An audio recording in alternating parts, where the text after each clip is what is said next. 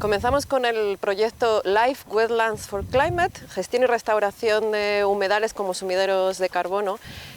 Hoy comenzamos los primeros muestreos realizados por los técnicos del Instituto Cabanilles de Biología Evolutiva de la UVEG. Queremos demostrar con el proyecto que los humedales pueden fijar emisiones de gases de efecto invernadero dependiendo de la gestión que se realice en ellos. Los humedales, si están bien conservados, si son ecosistemas sanos, fijan gases de efecto invernadero para evitar el cambio climático y, sin embargo, unos humedales mal gestionados se convierten en emisores. Con el proyecto trataremos de medir una serie de acciones, una serie de medidas de gestión de vegetación, agua y suelo, para demostrar cómo estas medidas tienen un efecto sobre toda esa contabilidad de gases de efecto invernadero. Y para ello vamos a contar con los técnicos de la universidad que van a realizar una serie de muestreos en campo para analizar el ciclo de carbono. Un sedimento más negro y otro sedimento más claro. ¿Eso es porque... El proyecto Wetlands for Climate va a tener una duración de 4 años, comenzó en octubre de 2020 y finaliza en junio de 2024. Vamos a trabajar en 10 humedales piloto. Hoy estamos en la laguna de Boada, en Palencia, pero además vamos a trabajar en humedales costeros mediterráneos de la Comunidad Valenciana y en humedales salinos de Castilla-La Mancha. Hoy nos encontramos en humedales de agua dulce de Castilla y León. Vamos a medir 3 tipos de variables. Variables que están relacionadas con los procesos del ciclo del carbono, por un lado.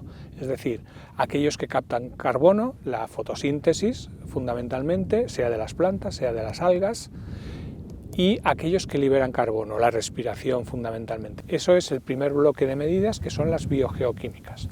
Pero no solo queremos saber que eso ocurre, cuáles son las tasas de esos cambios asociados a formas de manejo y a estados de conservación, sino también saber por qué ocurre eso. Y para eso vamos a estudiar los principales organismos que manejan esa materia y esa energía, que son los microorganismos. Y eso lo vamos a estudiar con tecnologías, con técnicas de estudios científicos moleculares, que abordan los genes, su regulación, la capacidad también de modificarse esa regulación, esas actividades, y estimado conociendo los organismos y su función.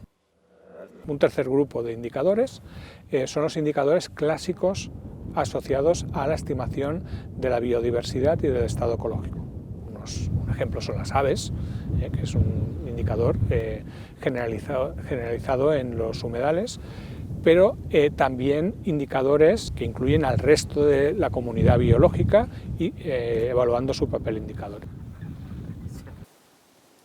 Se van a realizar de manera replicada en todas las zonas en las que se ensaye, y las zonas de ensayo son para las medidas de suelo, agua y vegetación, y con parcelas replicadas, controles en los que no se toman medidas, sino que se mantiene una zona control en condiciones naturales, y otras en las que se toman medidas una tras otra y en las que se ve el efecto en comparación con los controles.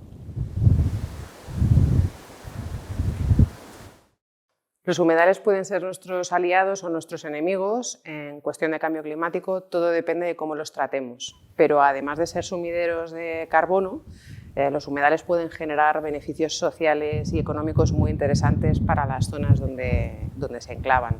Generar empleo, pueden generar pasto para la ganadería, en el entorno de los humedales se producen un montón de cultivos. Todo esto ayuda, por supuesto, al clima de la zona. No solamente es importante para fijar carbono, sino también para que la gente que vive en esos pueblos tenga un buen clima. Y, por supuesto, son paisajes para el turismo. Así que todo eso son actividades económicas y bueno, pues eso, una sociedad que se aprovecha de alguna forma de todos esos recursos que nos prestan.